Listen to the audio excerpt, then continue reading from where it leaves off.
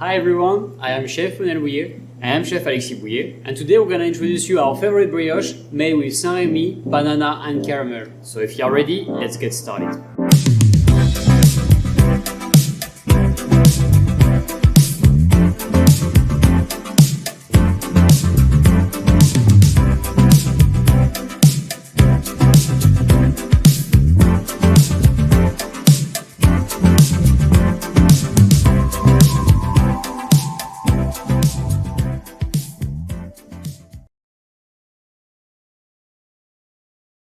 Okay, so now, before we start our brioche, we need to start first our fermented dough. Fermented dough is actually quite important. This is what will bring you some flavor into your brioche later on, and will also participate to a good fermentation.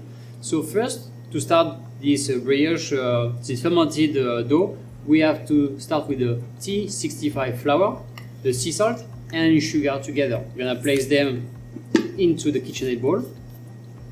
On the side, we will have also the dry golden yeast.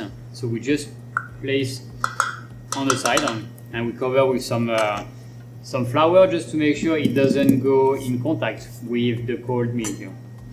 Then we also have a small quantity of butter. And then we'll combine everything with the hook. And to finish it, we have the milk and water as well. So we combine all together and we will mix it at medium speed for about 6 to 8 minutes until we reach 24 degrees.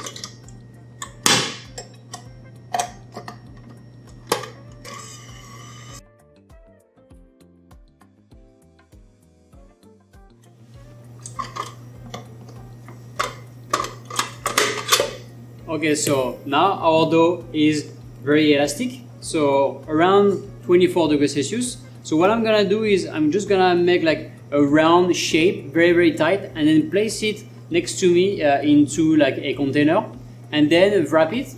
We're gonna keep it outside for at least 1 hour in order to start the fermentation, and then we'll let rest overnight in the refrigerator. Then tomorrow we'll use it for our brioche.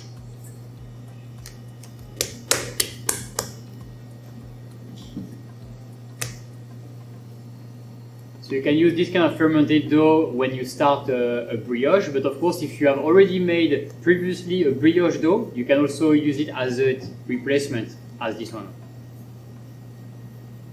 Okay, so now dough is ready. And then we just wrap it. And then we'll be ready for tomorrow. So now we are ready for the Saint-Rémy brioche. So we have here our fermented dough. It has been resting overnight. So I'm gonna place it here inside the bowl. Then we will have the T55 flour, T65, and then sea salt. And also to make also the second fermentation, we are gonna add some dry golden yeast. We just cover with some flour. Then we are gonna add the butter. So all ingredients must be cold, and you will understand why, because the more we're gonna mix our brioche, the more heat we're gonna generate. So we do not want to go over 24, but I will get back on it later on. Then over here we have our milk, eggs, and then we have the honey. Then on the side we're gonna scale our Saint-Rémy. The only ingredient that we do not want to add at this time is sugar. What we want to do is to start to mix the dough, and then around like 21-22 degrees Celsius, when we'll have a very nice elasticity, then we start to add our sugar, then bring the dough finally to 24 degrees Celsius. For this dough, I will use the hook, and then I will start medium speed. So the idea, first stage of the process is just to mix all the ingredients together, and then after we'll develop the dough to get a nice elasticity. So our brioche is now around 20 degrees Celsius. Then it's gonna be time to add the sugar. Actually, the temperature of course matters, but the most important is the texture. You don't want to have the dough sticking to the side of the bowl. That means the dough is now elastic. So progressively, let's add the sugar.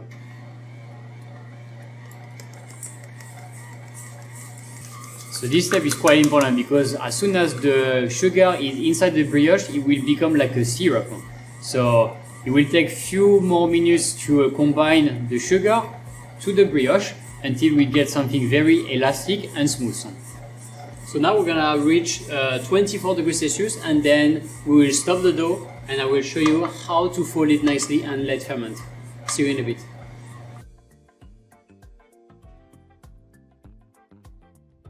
Okay, so now if we check the temperature, the brioche should be around 24 degrees Celsius, so that's good. And you will see that we should have a very nice elasticity. It's not only about the temperature, it's also about how to see if the brioche is good or not. So to do that, then we're gonna take a small piece of the brioche and then check how it is. So I just take a little piece and we can easily stretch the dough, what we call a window pan. So what is a window pan? We just stretch it delicately and we get like almost like a window, and you see it doesn't break. So that means we have a nice gluten into this brioche, and that will help us to keep nicely the structure of our brioche during the baking process. So then at the end, we should have something nice and round. You can just shape it by hand or even on the table if you want to. And then we're gonna place it back in our bowl over here. And we're gonna let it ferment for 45 minutes to 1 hour. We'll cover it, of course. And then in 1 hour, I will show you how to do the last folding before we refrigerate overnight. Okay, so after 45 minutes of fermentation, now it's time to give it a fold.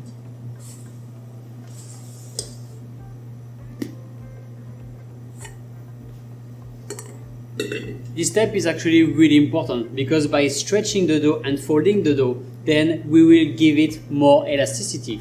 So I am gonna stretch it, and as you can see, I prepared previously a plastic wrap on my table, and that will be way easier for me to make it more clean, but also more efficient because at the end we will wrap it.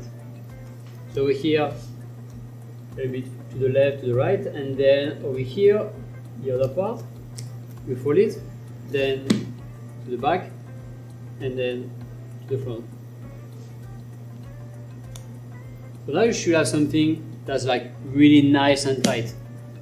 At this stage, we are ready. We see that our dough is nicely elastic, and we're gonna wrap it and let it ferment overnight in the chiller. This will allow us time to create a nice fermentation and then of course to bring more flavors. So we'll see you tomorrow.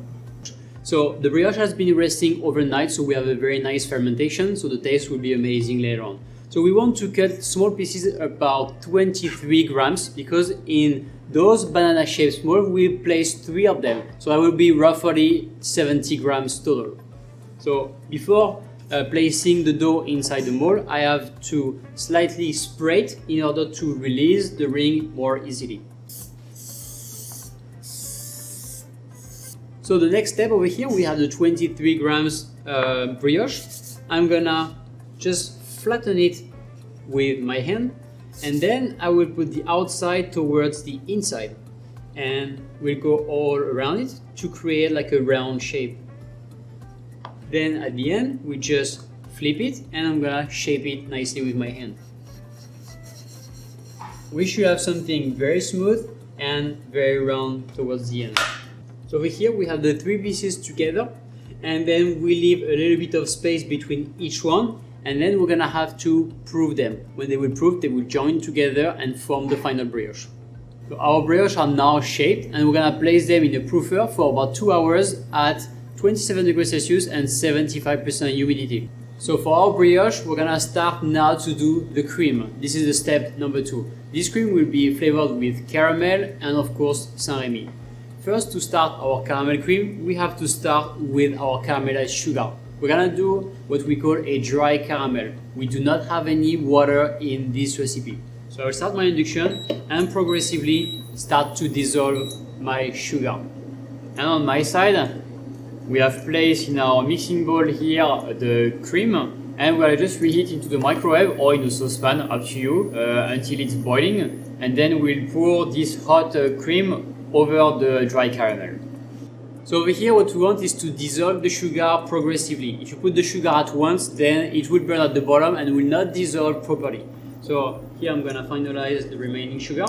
And on my side, I need to make sure that the cream is really warm, ready to pour over the dry caramel. Over here, we want to have a dry caramel that's not too dark and not too light. If it's too light, would be very sweet. If it's too dark, would be very, very bitter. So we want to be kind of in between and to have a nice like caramel color. So we have to make sure that first we dissolve all the sugar and then we'll pour the cream progressively. So right now we can see that our caramel color is like brown, kind of golden brown. So now it's fine.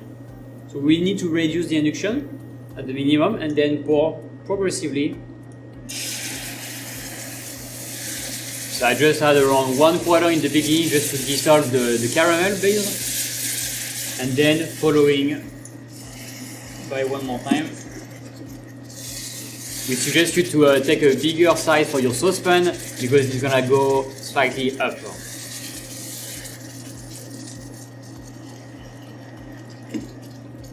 On my side, I'm gonna prepare the second part, which is yolks and cornstarch, just to mix them together.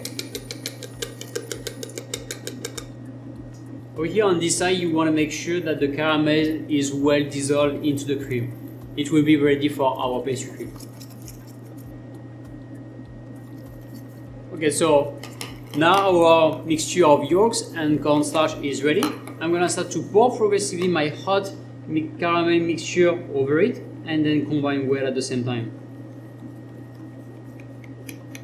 So just dissolve correctly the base of yolks, cornstarch and warm caramel, and then we'll put everything back into the saucepan for the cooking process.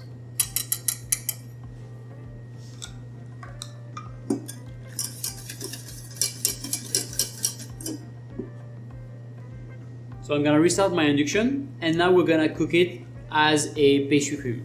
So we'll see now that the more we are cooking it, now it's gonna get thicker and thicker.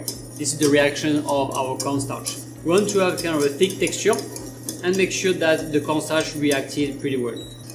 So you can see now that we have a nice and thick texture, but slightly more fluid because the cornstarch reacted pretty well.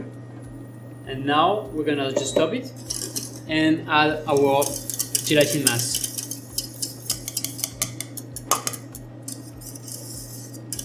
So it is now time to dissolve the gelatin and cool it down at 40 degrees. Okay, so I'm gonna place that in the refrigerator or in the freezer for a couple minutes and then we'll get back to it in a bit. So our caramel cream is now approximately at 40 degrees Celsius, and then it's gonna be time to add the fleur de sel, the butter, and of course the Saint-Rémy.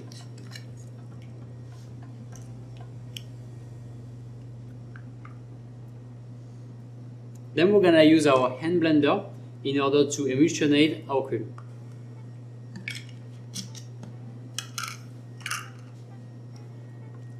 So we start first with the sea salt and also the butter, and when all is well emulsionated, we'll add at the end the Saint-Rémy.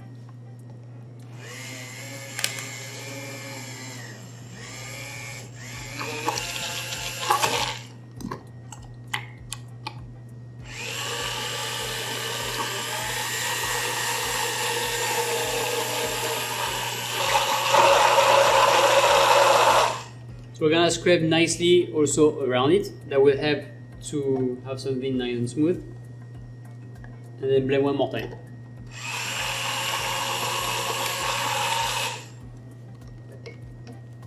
Our caramel Saint-Rémy cream is now done. As you can see, it's quite smooth, but it's still very, very fluid. So in order to have a very nice texture, then we need to refrigerate it for a couple hours and then we'll be able to use it. So we're now ready for the confit for our brioche. So this will be based over here with the banana puree and passion fruit puree together. And on the side I have placed together sugar and also the NH pectin. It is quite important to combine together, just to make sure we have no lumps when we add it to our base puree. So before adding the sugar and the pectin, you want to make sure that your purees are completely melted, and we will add sugar and pectin before 40 degrees Celsius. This will allow us a good environment for the pectin in order to absorb the humidity and to react pretty well. Okay, so now it's time for our sugar and pectin, and we want to add those two progressively, then whisk really well at the same time. So then after incorporating all the sugar and pectin, we are just bring to a boil, and after we just transfer to a container just to cool it down. Then we just store into the fridge at 3 degrees until it's completely set. We'll just place a cling film on top of it and then place in the refrigerator, or if you want to go slightly faster, you can also place it in the freezer for a couple minutes. We are now ready for our macaronade. So over here, it will actually create a skin on top of the brioche. It will be very crunchy with an almond flavor. So here, inside the bowl in front of me, I have the almond flour, the flour T55, the powdered sugar, and also the cornstarch. I'm just gonna combine them together with a whisk. And the two remaining ingredients will be egg white. So this is what we're gonna pour first. And on the side to dissolve also the mix, we have some extra grapeseed oil.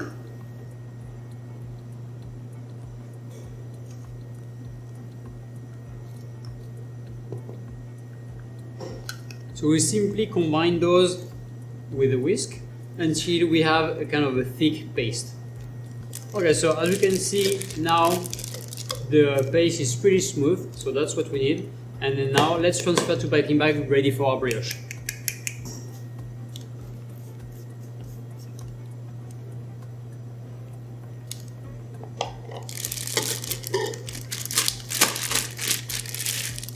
So at this time we can simply refrigerate it until we use it. Okay, so now our brioche are nicely proofed, so they approximately double the volume, and our almond macaronade is ready, and I'm gonna simply pipe on the top. On my side, I have in my hands some almond slice. I'm just gonna sprinkle some over the macaronade. To finish our brioche, we're gonna sprinkle some powdered sugar.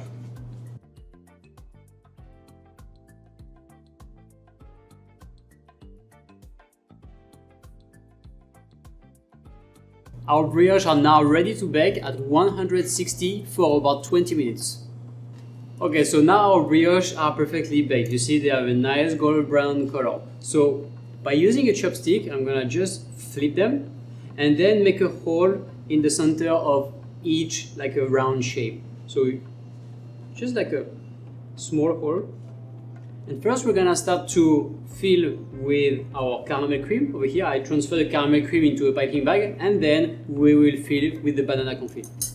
And then we do just half for the creamer and half for the confit.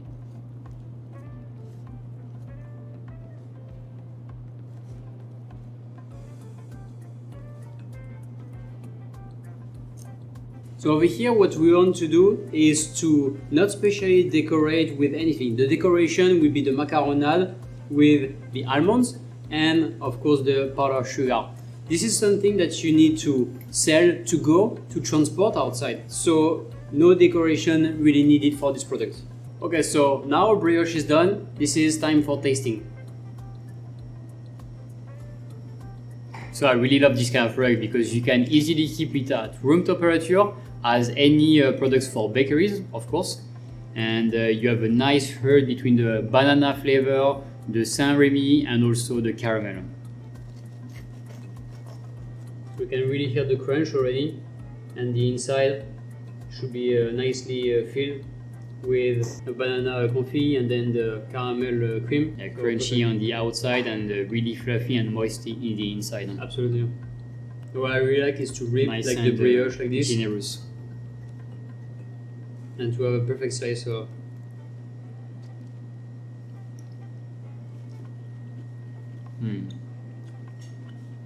It's perfect for our breakfast. Absolutely. Generous with the cream. And the Saint-Remy really enhances the flavor of the banana, you know. So it gives a little kick for the banana and the caramel. Totally. We really hope you enjoyed this kind of brioche. This is really like the perfect breakfast brioche, and easy also to eat outside. And enjoy.